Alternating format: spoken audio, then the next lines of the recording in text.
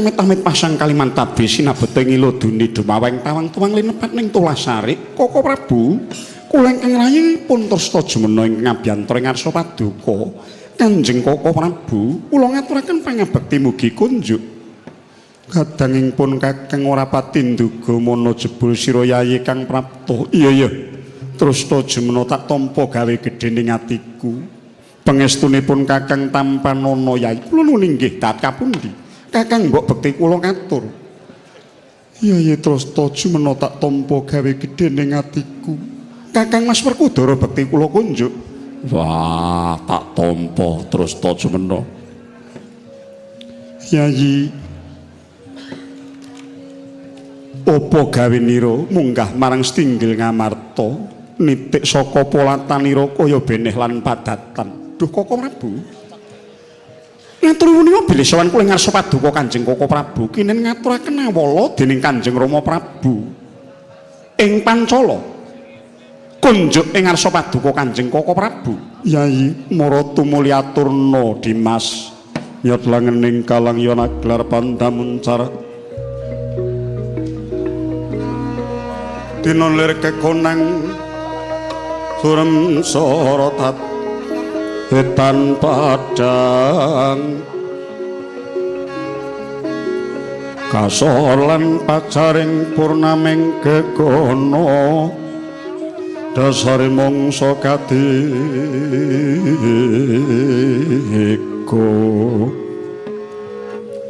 terus to jemena kula wonten dawuh apa sira ngerti sumurup surasaning Kintaka menawi wonten teteling suwek ing dalancang jangga kula ingkang kinarya lintunipun Koko Prabu Yayi yen sira ora sumurup mara gage tumulinggal tak tundung saka ing Ngamarta baliya marang ing Pancala babakan surasaning nawala mengko bakal ingsun rembug kelawan Mbak Ayunira Yayi Waradrupadi duh Koko Prabu mundi dawuh paduka ngestaken dawuh keparenga kula nyuwun pamit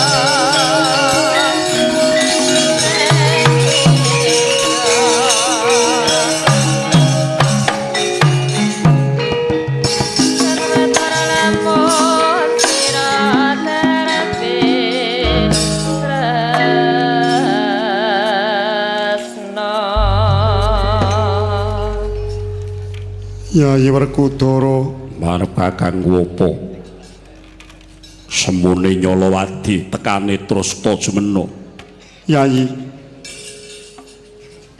surasaning nawala saka Kanjeng Rama Prabu Mara Sepuh ora liya yen ta wektu dina samengko Wara Sri Kandi mapan ing kasatriyan Madukara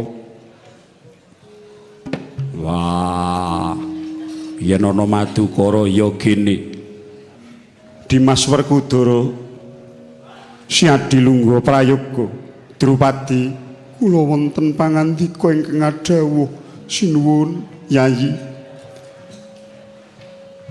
surasaning nawala jebul Sri Kandi Purwita marang Yayi Permadi megurulah kridaning panah kahanan kang mengkono mau banget dadekake singkling penggalih Kanjeng Rama lan Kanjeng Ibu panjenengane rumangsa banget nggone keling seman inget yen to Yayi Janaka mono lagi nedeng temanten anyar Rama Ibu menggalih lekasing Yayi Sri Kandi kang mengkono klebu bocah wadon kang murang tata nanging wahya ing pambudi krana panjenengane ewuh ing rasa kelawan pun kakang ngelingi lamun to kasatriyan Madukara iku bawah Ngamarta mula prayogane prakara iki dening Kanjeng Rama pinasrahake marang pun kakang murih padhanging lelakon Yayi Drupadi kula sira Yayi aja wedi kangelan Sunutus lumawata marang Madukara temonana Janaka lan Wara Srikandhi.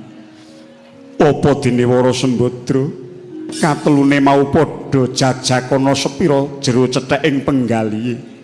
Titi priksanen kang kanthi talesih kahanan ingkang saknyatane sesambungane Yayi Janaka kelawan Srikandhi.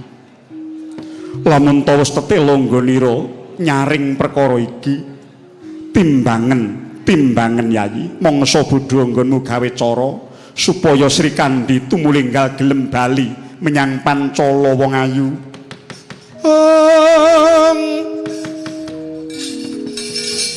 Bima wang-wang konta kumpul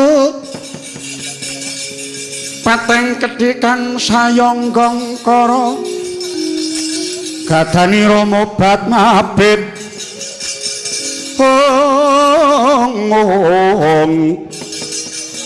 bulat nyobang lingah-lingu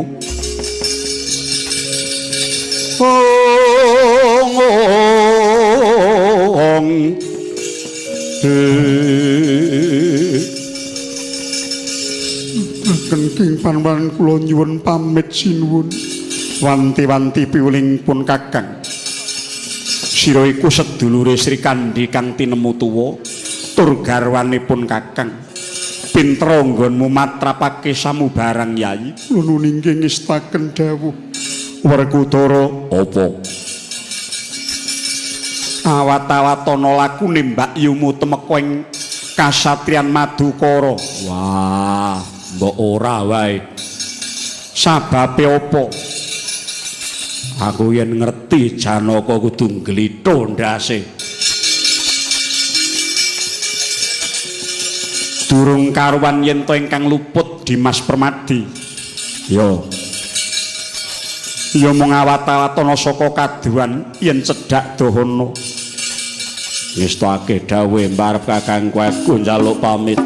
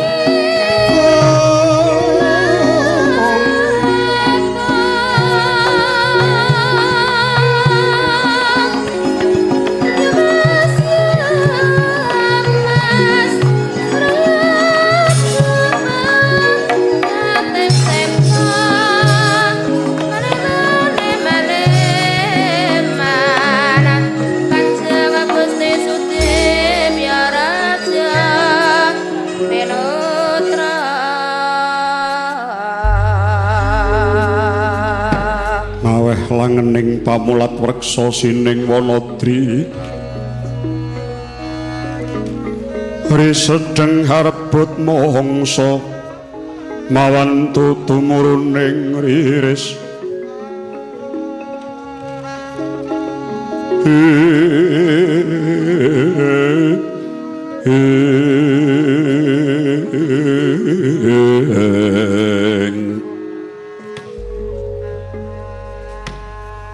Aja kaget aku Kang Prapta Wara Sembadra iya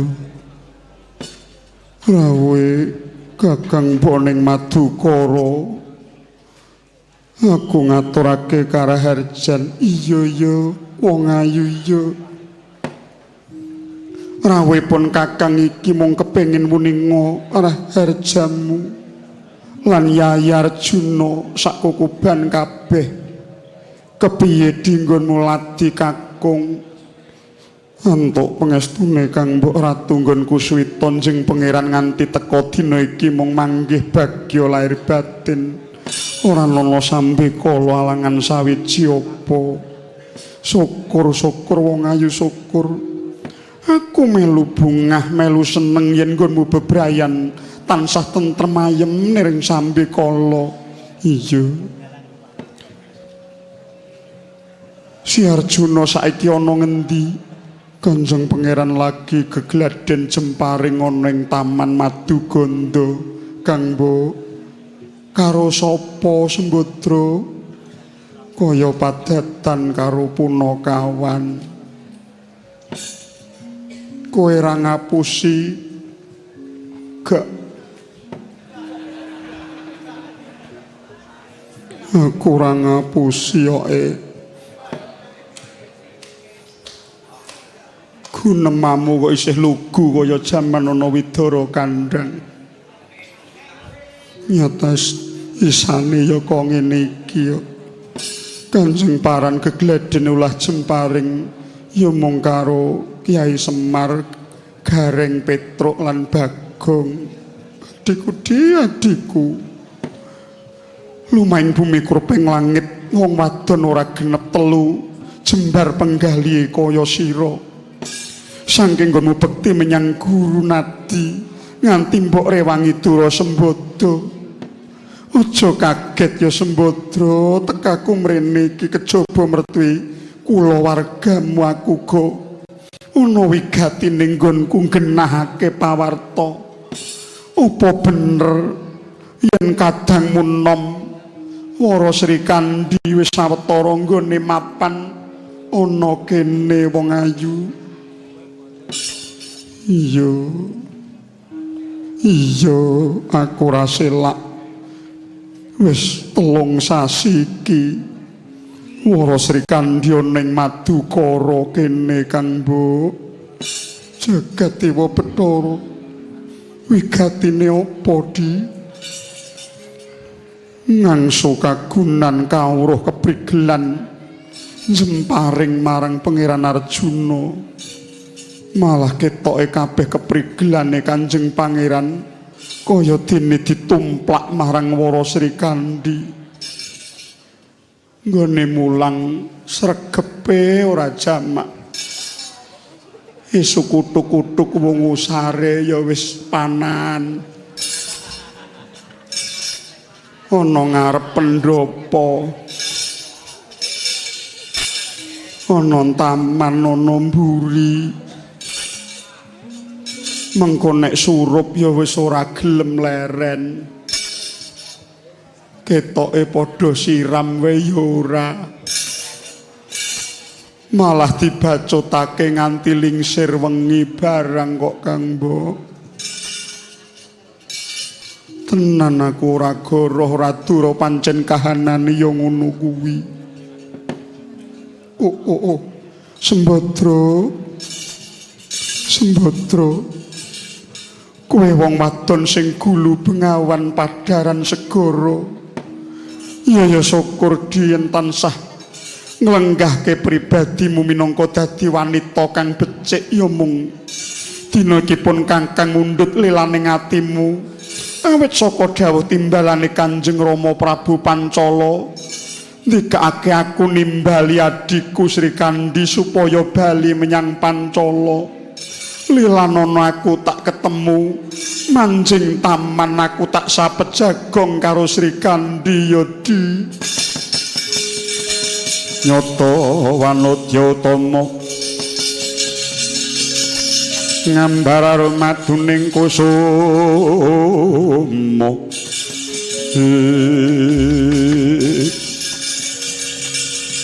Wara Sri Kandi lagi meguru jemparingan ana jero taman. Aku semelang yen rawe Kakang Mbok Drupadi mengko ngorak-arik batine Wara Sri Kandi lan Pangeran Arjuna. Mbok upama ora saiki ngono wae piye to Kang Mbok? Ora kudu saiki. Awit aku kudu guneman karo adikku wadon. Lan adikku wadon kudu gelem tak jak bali nyang Pancala Yodi. Ya yen pancen adreng kersamu ngono, tak aturi lumebu ning taman.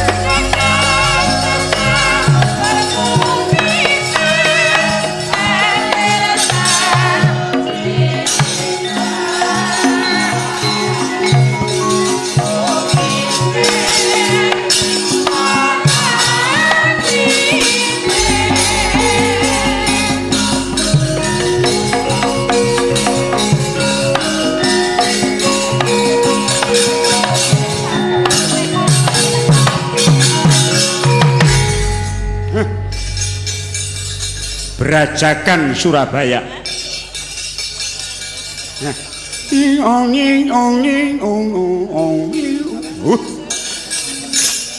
Kula undul bawang.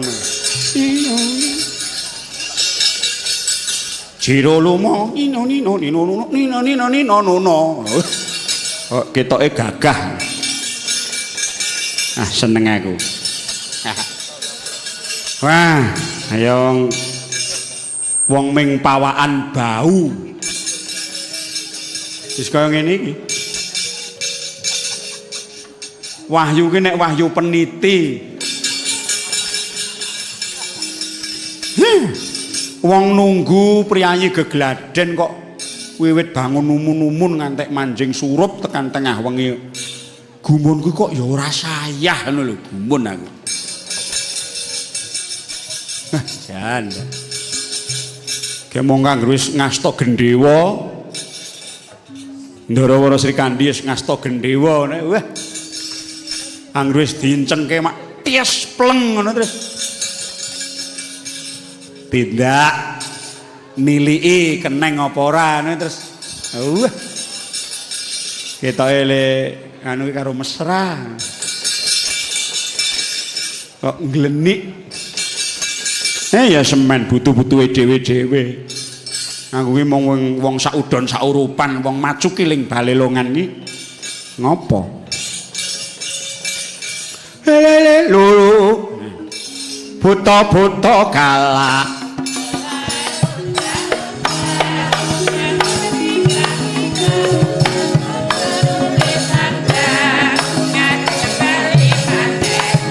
kamu tinggal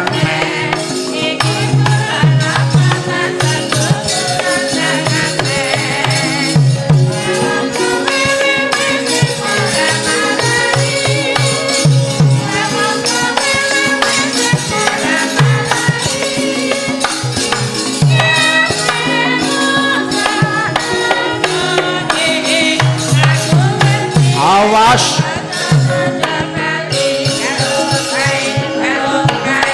mripate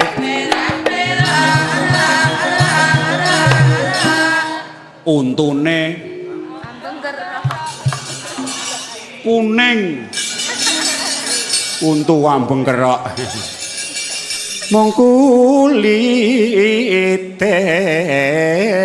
ngene iki upama anis ngono ndak apike aja wis arep gawe neraka ning kene wis aja suarane mesti ndledek-ndledek kae wis ngkuli Mbak Yune wae Mbak Yunanis ngkulite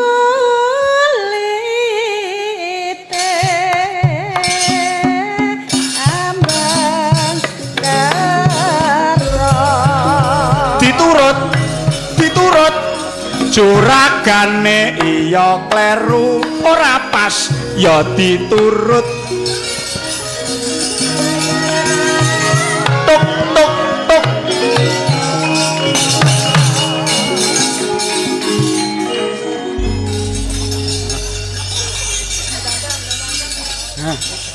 kulite ambeng kerok kan apik tenan wah kula ngaturaken panuwun ingkang tanpa upami dumateng kadang kula panjenenganipun Mbak Kitsi Emerson saking dusun Kalamesu Michigan ing Amerika Serikat dusunipun Kalamesu nek cara mriki naminipun Desa Kemusu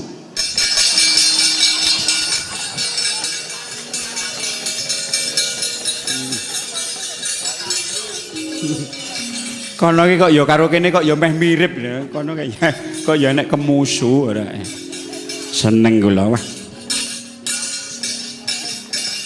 sampun kaping kalih pendak taun menawi mboten ambal warsa utawi ulang taunipun Raka Mas Wakidi ugi ambal warsanipun dan Mbak Kitsi dados pendak April kalian September November menika mesti ringgitan.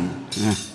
Wah, lah untung tiada terhingga mboten kanten-kantenan bingah Mbak Kitsi lan Mas Wakidi dene dipun paringi ngampil kalian panjenengan dalem sampean dalem ingkang sinuwun Kanjeng Susuhunan Pakubono ingkang jumenenging Karaton Surakarta Hadiningrat ingkang kaping 13 Gusti Bei. Lumantar kadang kula sepuh benanipun Raka Mas Bandrio inggih Gusti Haryo Benowo. Rumangsaku nek ngene iki ndut kelingan karo FGD Festival Greget Dalang. Nalika taun 1992 gangsal dipun gelar mapanipun nggih wonten mriki menika pasipun wonten mriki.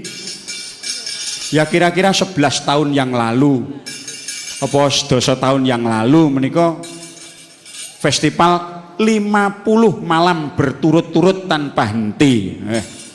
Wah, kelingan nalika semono aku entuk sampur Sumantri ngenger. Ning biyen ya urung patek nggadhek kae. Ya ora apa-apa ning kancane rak wis mayangkara ning udu iki. Remen aku. Mila sareng kula tepang kalian Mbak Yu. Wiwitipun wonten ing Loji Wetan. Kanthi anggelar cariyos Bima Suci dipun gelar kanthi cara klasik gaya keraton. Ya nganggo kedatonan gapuran Aya Anjang Mas Damar Keli Semu Kirang lan sak panunggalanipun komplit nadegane mbok menawi wonten raos ingkang kasengsem kula piyambak kirang mangertos ing babakan menapa remenipun nyatanipun enggo ing dalu menika mboten kendhat mboten maligi anggenipun ngadani pegelaran kemawon ingkang dipun tenggani nanging ugi wonten ing pundi kewala sauge kula metruk menawi piyambakipun pinuju longgar utaminipun ing malam minggu benanipun Mbak Yu kula tentu rawuh sampun malih wonten ing tanah Jawi katemben kemawon rikala malam minggu kepengker mapan wonten ing kitha Palembang benanipun Mbak Yu kalian Kakang Mas Wagedi ugi kepareng nusul nenggani iya wong nonton wayang kok tekan Sumatera lho ning kula piyambak mboten kok bombong peh ditresnani disusul ditanggapi njut gegeden sirah rumangsa nek wayangane wis apik babar pisan mboten malah kula niku jer sinau mawon supaya saged nglegani penggalihe sing dikersake iki sing piye aku nganti ora mudeng ning nggih rahayunipun kula sugata kanthi gagrag menapa kemawon lan cara ing kados pundi menapa dene lampan menapa kemawon sauger menika pundhutanipun panjenenganipun piyambak rena ing manahipun Yayi Manca ki ngono kuwi nek seneng kandha seneng nek ora ya ora terbuka demokratis kowe mau ora penakmu nggon kene sanggitmu eleke nggon iki caturamu sing ora pas nggon kono nggonmu mbanyol kokeane nggon kene niku wah jan Yayi Manca ya teliti sami kalian benanipun Pak Bambang Murtioso menawi neliti pekliran nggih ngaten wah sampun wis babakan adiluhung ing pedalangan kuwi ngene di Mas Bambang anggris ngono aku wis mengkorok aku wah wis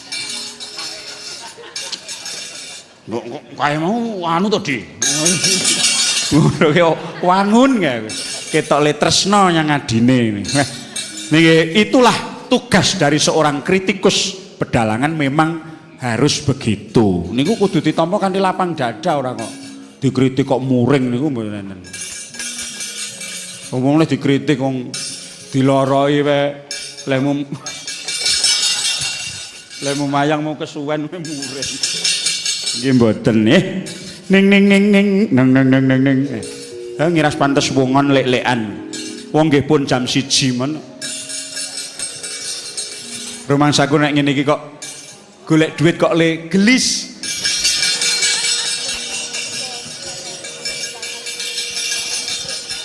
wah angger metu Petruk kok mesti kerduse nyang ora masalah mumpung kanca-kanca pepak kadang-kadang komplit wetekno nek arep kondur ning dalem ya arep do ngopo sesuk arep njagake golek sandang pangan golek duit ngopo jaman iki golek duit angel pun mboten sah golek kaya pun enten wayang nonton wayang sesuk madang karemu ra karemu rumangsaku kok saya suwe kok saya biyeyet ngene sanggane wong urip kok kaya wong nyangga bumi lho gumun aku sing marah iki apa ngono delalah golek sandang pangan angel bensin mundak demo buruh ormas-ormas do rame-rame kabeh kiwa tengen do jutus-jutusan delalah kok Merapi barangi ngopo to kuwi jan iki wis melu ngimbo-imboi ae lho gumun aku Mbok ya dibledoske sok mben wae. Apa? Kowe ndang cepet-cepet men ya selak ngopo ngono. Mun tenan. Wong Gaya lagek bar tsunami, lagek bar banjir ladu, Jember lagek disapu lesus ngendi-endi kok arep jeblok lho. Mbok ya kosek-kosek ngono lho. Nggih, Eyang Merapi. Jaran bledos malam Jumat kliwon nih malah rasis. Tiwas ndek bengi aku wis kruntal-kruntel karo bojoku. Lho tegese nyenyuwun. Kok sing bledos kok malah aku. Ora apa-apa kowe mak tok. Nggih. Kula panjenengan lumantar ulang tahunipun benanipun Mbak Yukit sing dalu menika sami wongon nyenyuwun dhateng panguwasing Allah Subhanahu wa taala. Kanggenipun ingkang ngrasuk agami Islam lan kanggenipun ingkang agami Kristen saking Allah Bapa lumantar rahipun Gusti Yesus Sang Pamarta kuwi sing Kristen. Sing Buddha ya Sang Buddha Gautama. Sing Hindu ya Sang Yang Widiwasa.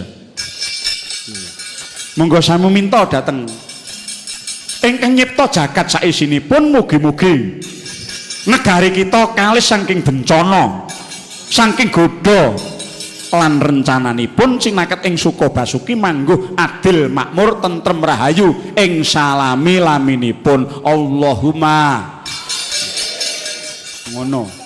Tentrem rahayu ning ya murah sandang pangan nek mung tentrem tok njut golek pangan angel. Nek kanca-kanca kula dalang mesti maido. Lha kowe ora metro ora mayang wis diblonjo karo negara. Lho, pancen wong niku kudu mensyukuri nikmat. Barang siapa tidak mensyukuri nikmat yang dianugerahkan oleh Allah niku bakal dipun paringi pidana ingkang awrat. Nah, niku dipun tebihaken rezekinipun. Kula nggih bersyukur ning cobi to. Untuk ukuran perekonomian sekarang kangginipun sak mangke. Ki nek duit 1.600.000 terus isik dipotong koperasi. Kuwi tekan ngendi to? Tekan ngendi to jare? Wis. Duit 1.633.000 potong tetek bengek 3 kali pinten coba. Mongko wong papat nyekel HP kabeh, telepon rumah begengser 5 ledeng. Wis. Bensine gerobak. Dana seluman. Nek wong biyen nganggo kupluk. Angger bar oleh duit kaya zaman Pak Bambang ngene ndelikke ning ngger zaman biyen kupluk ki dienggo ndelikke duit biyen. Ha ning sakniki cobi apa-apa larang. Mugi-mugi kanthi wontenipun tasyakuran ing dalu menika awit saking donga pujinipun para kadang-kadang sedaya ing Surakarta mliginipun sumarambahing sedaya wewengkon Swantara mugi tansah Gusti paringa wilujeng rahayu dhateng negari kita ugi dumateng ingkang mangku gati ing dalu menika panjenenganipun Mas Wagidi lan Mbak Kiji. Mugi-mugi tansah panjang yuswa kathah rezekinipun lan saben taun wayangan mboten namung kaping kalih nanging kepara langkung saking kaping kalih. Matur nuwun. Napa, Pak? Ya sampean nek wis ora kersa ulang tahun ya ngenekke pegelaran ngulang tahuni sapa-sapa. Sing ragat Mbak Keci sing ulang tahun Kesi ngono piye? Aku ora peruh perasaane Kesi iki piye. Ya nduk, ini nyekel mic. Ayo. Ora kenek kok sinden kok mangan. Cek, ayo. Ayo Ti Warti, iki kene kene, men. Aja dilepeh, aja diombeni. Le omong karo mangan. Jobong bayi. Ngono kok dadak nganggo selang barang. Ngabene ngombe ning telaga e. Ya ampun. Wong wedok ngombe kok ngokop kuwi. Jengking ngokop. Kesi. Dalem, Pak. Wah. Wah, bar mangan kok diandang. Aku ki nek nyawang mahasiswiku sing hebat dan mempunyai jati diri yang khas, kuwi nyang ati ki seneng, sengsem. Tenan. Tapi kan Anda kan mahasiswi S2. Pengkajian apa kuwi? Nggih, Pak. Pengkajian seni pertunjukan. Nggih. Seni budaya. Oh, pengkajian seni ngoten, Pak. Oh, pengkajian seni. Ngono. Wah. Wis nyambi kuliah S2 dadi dosen. Lha iki dosen anyaran iki. Wah. Ning nek dosen putri iki ya nek nyang sekolahan iki ya disesuaikan to, Kes. Wong mulang kok terus nganggo kathok jin nek dibolongi lho. Niku jelas mengada-ngada. Mbok ditakoni murid-murid kula niku mahasiswa teng mriku jenengan tang leti, Pak. Fitnah niku jenenge. Takono Pak Ketua jurusan, ndek mau kowe nganggo jin apa ora? Pak tempiling kowe. Nek kan mboten pas mulang, mboten masalah. Ya ngono nek rada kombor to, ngantek ting pecuotet. Yo. Gedhe-gedheke. Kok kene iki kok ngene. Dah. Kok ngantek ngene iki lho. Piye? Disesuaikan, Anda itu sudah menjadi pengajar, ya. Nggih. Piye? Guru iki piye? Jarwo dosoke piye? Digugulan ditiru. Lah kene ngerti. Sing ditiru ora mung elmune, ora mung kawruhe, ning cara berbusana juga ditiru oleh mahasiswa-mahasiswa Anda. Ya Allah, Pak. Jenengan sangat mahasiswa kula niku aku mboten trimo karena saya tidak merasa seperti itu. Karena saya merasa sopan kalau saat saya mengajar. Lek mboten takon, lek mboten percaya. Oh, akale iki terus nganggo jin, nganggo celana dawa. Lah wong mahasiswane lak gur lanang tok. Wong dhewe nganu aku kok, "Ngopo to sih kowe kok ora gelem rok-rokan?" Lah diplintengi kok, Pak. Ya ampun. Mula, wong mahasiswane karo kowe umure ya ora kacek lho. Nah, kesi Dalem, Pak, dalem. kesan dan pesan Anda menjadi dosen sekolah tinggi seni piye? Kesan kula, saya sangat bangga menjadi pengajar di STSI Surakarta, terutama di jurusan pedalangan, Pak. Kehormatan tersendiri untuk saya karena saya diberi kesempatan dan kepercayaan kepada lembaga untuk mengajar dan menyampaikan apa yang saya punya walaupun saya masih tahap belajar kepada mahasiswa saya. Oh, tadi menyampaikan apa yang kamu punya. Maksudnya niku kemampuan sing kula gadahi. Halo, apa yang punya semua dikasihkan kok. Iki neng keraton lho, ora kena. Loh, terus ngoten lho jenengan lho. Ya, apa kemampuan yang dimiliki? Nggih, Nah, padahal saya tahu bahwa Anda mempunyai bakat dan kemampuan yang luar biasa di bidang itu. Wah, apik tenan, Nduk. Ning nek mahasiswane lanang-lanang ya sing hati-hati ya, sing sabar ya, guys ya. Oh, nggih, mesti to ya. Heeh. Mesti to ya. Nyenengke banget. Saiki upama aku ki mahasiswa jurusan pedalangan. Upama aku ki Agung apa sapa lho. Wis terus kowe sing mulang, wis. Pertama-tama masuk kelas piye? Gusti Allah. Dan upamane aku ki Amri apa? Sapa wis sak karepmu. Pak mun ngoten lho, Kau. Nggo sik pertama-tama masuk kelas ki piye? Selamat pagi mesti, ya. Oh, ora usah no. Loh, terus dadi langsung cek wet ngono. Wah, trondolo layang germulang lawange dikunci kon jero. Padake jenengan wae. Papasane kula mboten tau nginceng panjenengan lek mulang. Lah aku ngopo? Panjenengan iki ketoke kan nang mriki kakean nggih rada banyak bicara ngoten. Oh, kok kan cangkem kok ngono ae. Kok kan cangkem. Lah kok barang kula inceng, kula kan liwat. Lah kelas Pak Purbo iki arep tak inceng. Lah ternyata ngopo? Lah wong mulang kok namung semedi, Pak. Murid itu kan butuh dicontoni, butuh banyak bicara dosen iku. Lah nyelani gur meneng karo SMS-an yo. Wah, iki. Lah mboten percaya yo, mahasiswane nika jenengan tang ngerti. Wah.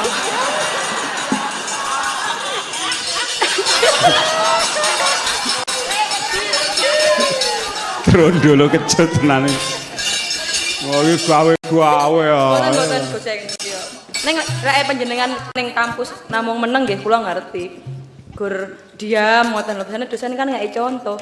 Jenengan gur meneng ya. Orang nek ning